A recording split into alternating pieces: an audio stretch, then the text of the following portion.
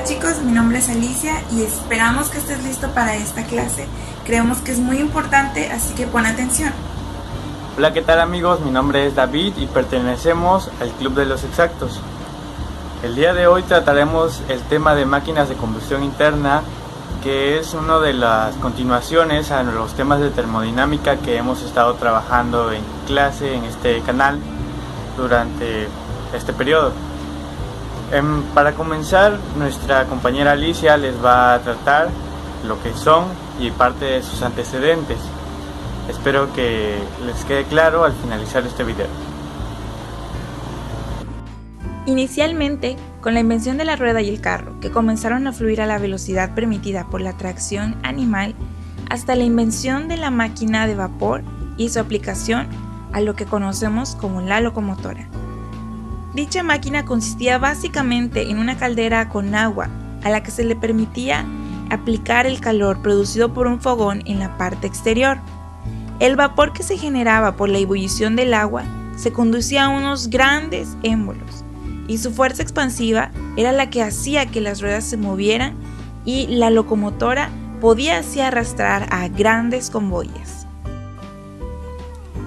La máquina de vapor era entonces un motor de combustión externa que rápidamente evolucionó y logró ser aplicado en los primeros intentos por sustituir al caballo en la tracción de carros.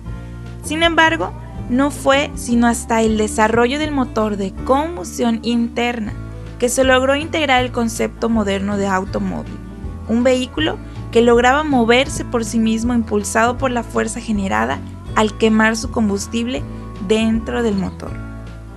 Entonces, ¿qué es una máquina de combustión interna? Un motor de combustión interna es un tipo de máquina que obtiene energía mecánica directamente de la energía química que se produce por un combustible que arde dentro de una cámara de combustión, esto es, la parte principal de un motor. Ok, pero primero, ¿cómo funciona un motor de combustión interna? Un motor tiene normalmente 4 fases por las que tiene que pasar para realizar un ciclo completo: admisión, compresión, explosión y escape. Fácil, ¿no? Admisión, compresión, explosión, escape. Admisión, compresión, explosión, escape. Durante el ciclo de admisión, el pistón baja dentro del cilindro aspirando una mezcla de oxígeno y combustible por la válvula de entrada, mientras que la de la salida está cerrada. Como el nombre lo dice, admisión es que aspira o admite esta mezcla de oxígeno y combustible. El segundo ciclo es el ciclo de compresión. Primero, ¿sabes qué es la compresión? La compresión se define como la acción y el efecto de comprimir. Esto se refiere a estrechar, apretar, oprimir o reducir a un menor volumen. Esto también es un proceso físico o mecánico que consiste en someter a un cuerpo a la acción de dos fuerzas opuestas para que disminuya su volumen. Esto quiere decir que durante el ciclo de compresión ambas válvulas se cierran, la de entrada y de salida, y el pistón sube, comprimiendo la mezcla de combustible y oxígeno. La tercera fase es el ciclo de explosión, y en este punto la bujía produce una pequeña chispa en la mezcla y se produce la explosión que hace bajar el pistón, produciendo el movimiento de la máquina que lo contiene. Admisión, compresión, explosión y la última fase es el ciclo de escape. El pistón vuelve a subir y la válvula de salida se abre, dejando escapar los gases producidos durante la explosión. Es así como funcionan las máquinas de combustión interna. A esto también se le conoce como el ciclo de 4 tiempos o el ciclo de Otto. A través de los años nos damos cuenta cómo el hombre siempre busca mejorar lo que conoce. Por ejemplo, en 1807, Niepce instaló un motor en una barca y navegó por el río Saona. El motor funcionaba con una mezcla de musgo, carbón en polvo y también con resina. También en ese año el ingeniero suizo François Isaac de Rivaz construyó un motor de combustión interna propulsado por una mezcla de oxígeno e hidrógeno, con ignición por chispa eléctrica.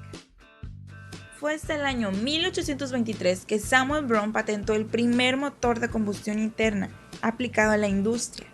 Este era atmosférico, significa que era sin compresión y se basaba en el ciclo de Leonard, con la tecnología anticuada que ya se usaba en aquella época.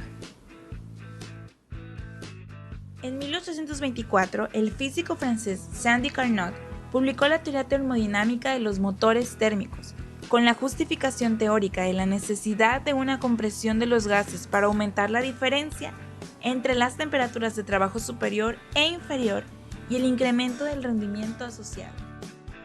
Así vemos cómo a través de los años la máquina de combustión interna fue mejorando cada vez más, buscando facilitar el trabajo en las industrias y también en el transporte.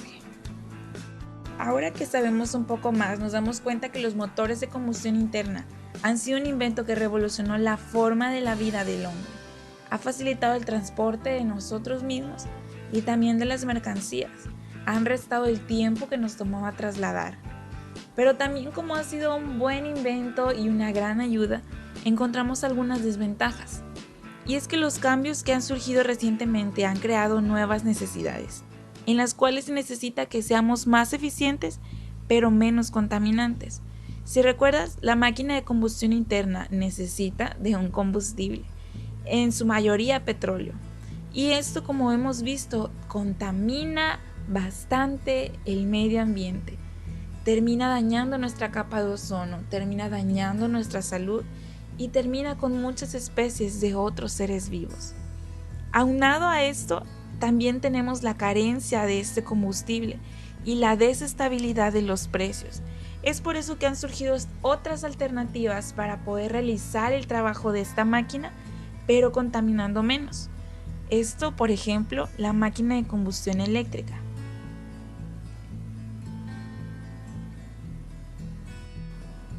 ¿Y tú qué opinas? ¿Cómo crees que podríamos mejorar esta situación? ¿Cómo podríamos cambiar el efecto que produce esta máquina? ¿O qué otra alternativa encontrarías tú? Vamos a dejarlo de tarea. Investiga qué otras alternativas podrían cambiar el trabajo que produce la máquina de combustión interna, pero sin contaminar e incluso tal vez siendo más eficientes de lo que hemos visto hasta hoy. ¿Qué te pareció esto? Como ves, la máquina de combustión interna ha venido a revolucionar todo lo que el hombre hace y cómo lo hace. Vino e hizo más eficiente su trabajo y lo hizo más rápido. Sin embargo, como vimos, esto también ha traído otra problemática de la contaminación. Es por eso que vamos a hacer un ensayo, vas a hacer un ensayo de cómo podríamos resolver esto, cuáles son las otras estrategias o cómo es que podríamos sustituir la máquina de combustión interna para reducir la contaminación en nuestro planeta. Ok, muchachos, ya nos hicieron el favor de explicarlo de una manera muy breve y muy concreta. Espero que después de esto haya quedado comprendido el tema de máquinas de combustión interna.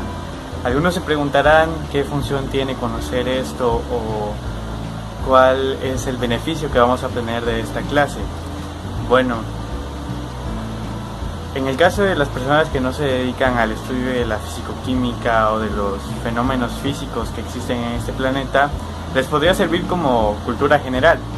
En el caso de aquellos que se dediquen a estudiar el tema, sabrán que lo tratamos de una manera muy superficial, pero que tiene también sus bases matemáticas y sus bases químicas.